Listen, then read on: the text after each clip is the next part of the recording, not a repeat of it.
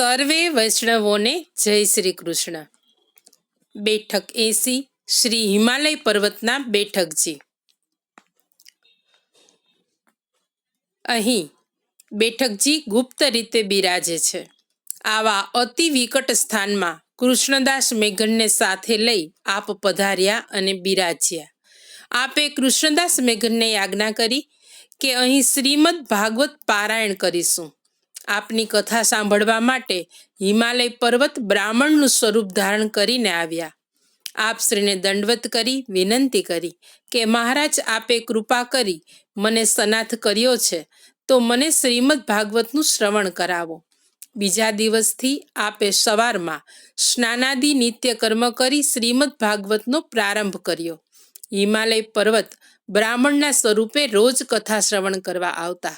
અહીં પણ આપશ્રીએ પોતાના ચરણારવિંદની રજથી હજારો તામસી જીવોનો ઉદ્ધાર કર્યો।